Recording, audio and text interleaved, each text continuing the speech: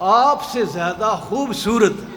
بات وہی ہے، انہوں نے بھی دیکھا انہوں نے بھی دیکھا، جو انہوں نے کہا وہی انہوں نے کہا کہ وَأَجْمَلَ مِنْكَ لَمْ تَلِدِ النِّسَاءُ خُلِقْتَ مُبَرَّأً مِنْ كُلِّ عَیْبٍ. انہوں نے کیا کہا؟ وَأَحْسَنُ مِنْكَ سبحان اللہ ما اجملک ما احسنک ما اکملک. اللہ اکبر. ما اجملک ما احسنک ما اکملک.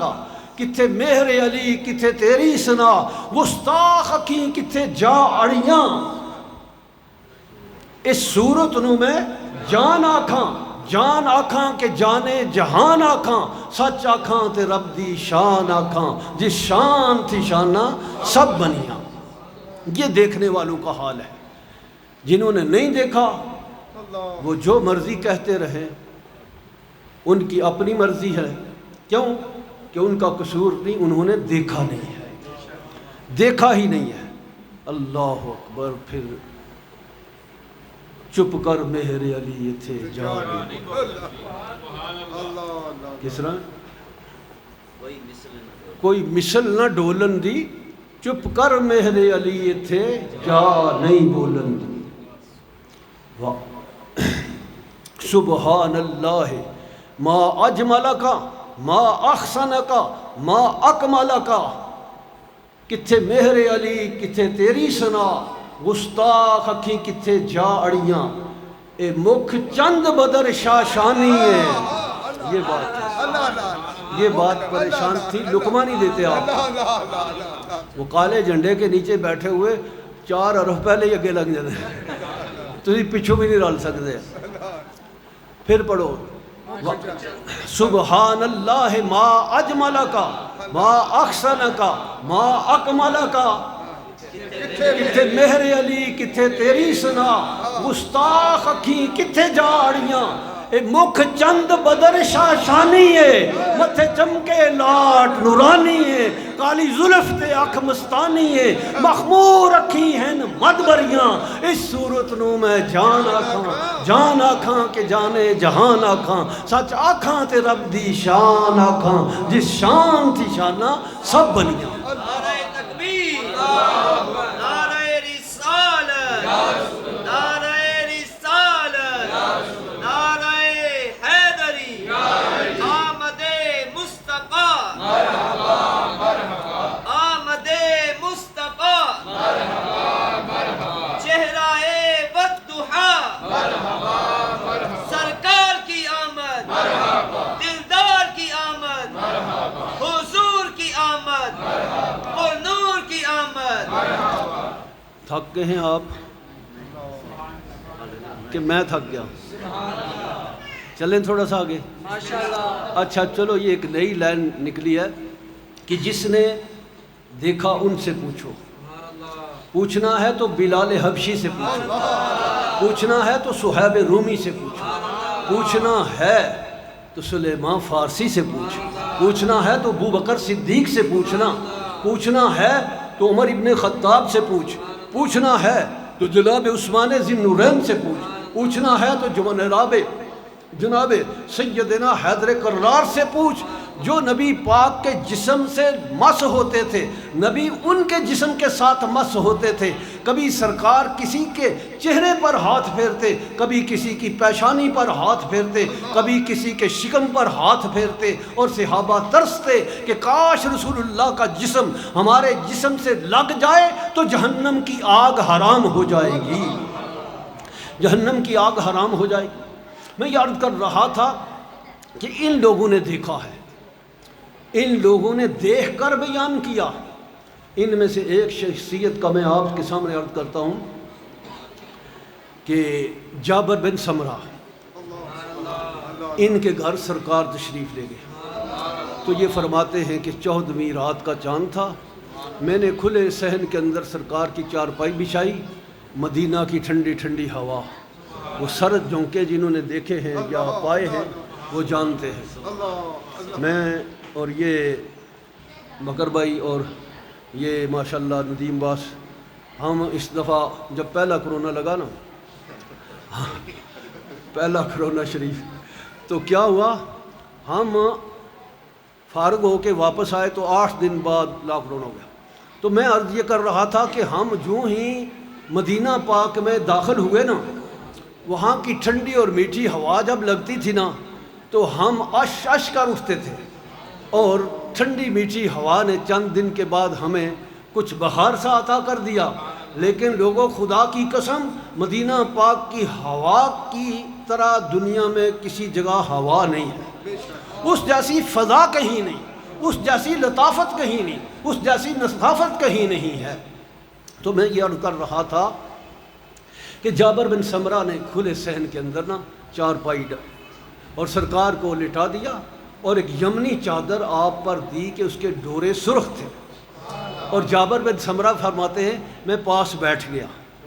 جنہوں نے دیکھا ہے نا ان سے پوچھو، میں پاس بیٹھ گیا تو میں کبھی 14ویں کے چاند کو دیکھتا، کبھی سرکار کا رخ والضحیٰ دیکھتا، کبھی چاند کی چاندنی دیکھتا، کبھی رخ تاباں کا نظارہ کرتا۔ دل کے اندر خیال آیا کہ آج دیکھتے ہیں 14ویں کا چاند ہے، بھلا چاند زیادہ حسین ہے یا حضور کا چہرہ مبارک؟ بار بار دیکھنے کے بعد ایمان کی اتھا گہرائیوں سے آواز آئی، جابر بن سمرہ کس کشمکش میں پڑ گئے ہو؟ اور چاند سے تشبیہ دینا یہ بھی کوئی انصاف ہے؟ چاند کے چہرے پہ چھائیاں، کملی والے کا چہرہ صاف ہے۔ سبحان اللہ ما اجمل کا، ما احسن کا، ما اکمل کا۔ بھی کتھے تیری سنا گستاخ اکھیں کتھے جاڑیاں، اے مکھ چند بدر شاشانی ہے، متھے چمکے لاٹ نورانی ہے، کالی زلف تے اکھ مستانی ہے، مخمور اکھی ہن مدوریاں، اس صورت نو میں جان آکھاں کہ جانے جہان آکھاں، جس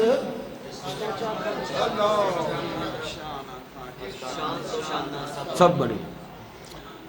حاضرین محتشم، چلے تھے کہیں اور کوچے میں، نکل آئے کہیں اور گلی میں، تو میں یاد کر رہا تھا کہ اللہ نے جو نعمت عظمیٰ عطا فرمائی نا، وہ نعمت عظمیٰ بے عیب ہے، اس میں کوئی عیب نہیں۔ بے عیب رب نے ہمیں بے عیب نبی عطا فرمایا ہے۔ قریش مکہ سرکار کی سخت مخالفت کرتے تھے۔ ابو جہل نے ایک دن اعلان کیا کہ آج رات سب قریش مکہ کو اکٹھا کرو۔ تھوڑا سا چلیں گے ساتھ؟ سب قریش مکہ کو اکٹھا کرو۔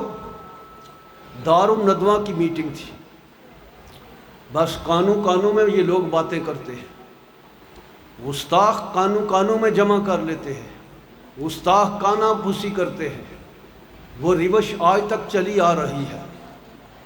انہوں نے سب سرکار کے گستاخ اکٹھے کر لیے۔ جب سب آگے تو ابو جہل نے کہا کہ دیکھو اب مین دروازہ بند کر دو، کوئی اندر سے باہر نہ جائے اور باہر سے کوئی اندر نہ آئے۔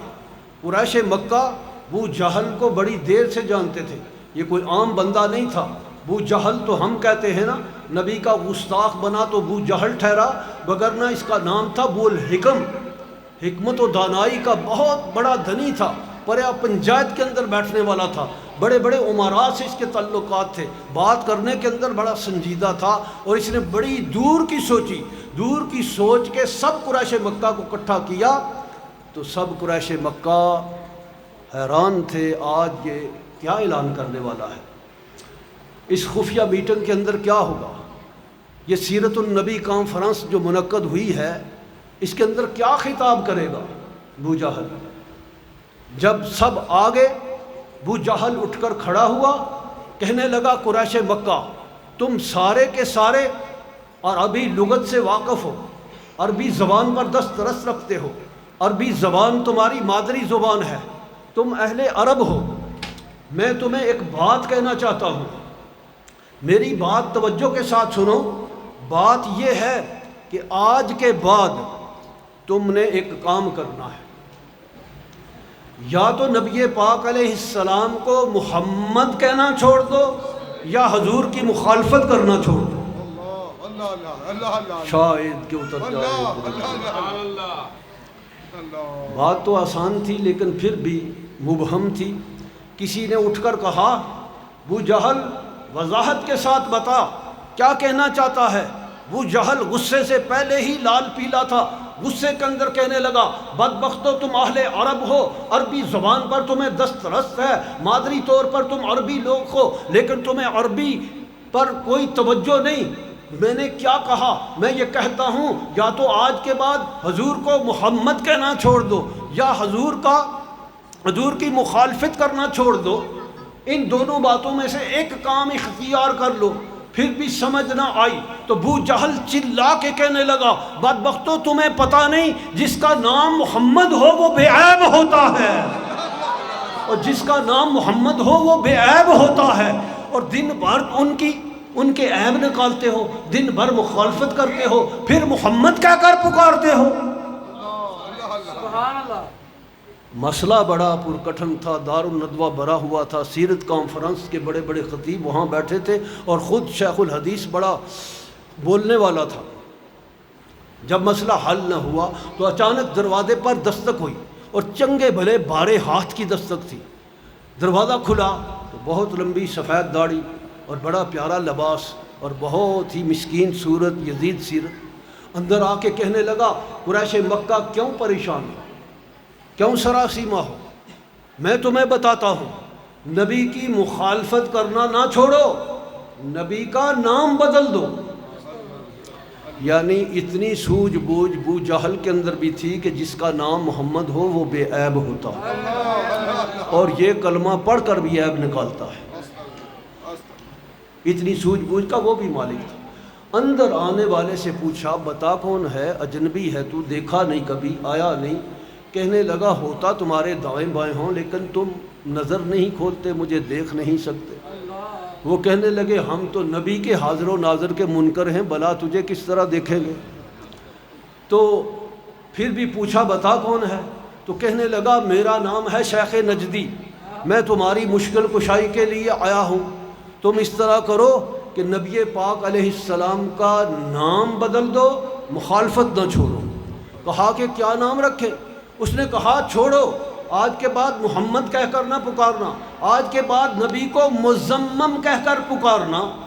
معاذ اللہ، مزمم کے معانی غلط ہیں۔ جب صبح ہوئی تو قریش مکہ گلیوں میں پھرنے لگے، اس نام کی تشہیر ہوئی۔ چند علماء نے مصطفیٰ نے سن کر سیخ پا ہو گئے، دربار رسالت میں گئے، یا نبی اللہ آج کی پریس کانفرنس کے اندر، رات خفیہ میٹنگ کے اندر اور سیرت النبی کی کانفرنس کے اندر ایک رائے پاس ہوئی ہے، وہ یہ ہے کہ حضور کا نام بدل کر مزمم رکھ دیا ہے۔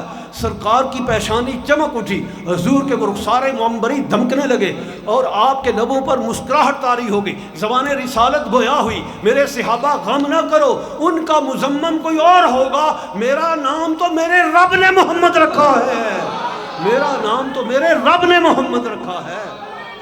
نعرہ تکبیر، نعرہ رسالت، نعرہ رسالت، نعرہ حیدری، حیدری، پتی پتی پھول پھول، پتی پتی پھول پھول۔ ٹھیک ہے، اچھا میں تھوڑا سا موضوع مکمل کرنے کے لیے نا یہ دو حصے ضرور بیان کرنا چاہوں گا۔ پہلے تسی نعت خانہ دے تھے چڑھے سو نا تے ہون ویکھو تسی، لیکن میں مختصر کرتا ہوں۔ حضور کی ذات میں کوئی نقص نہیں، اور قریش مکہ نے سرکار کی ذات میں ایک اور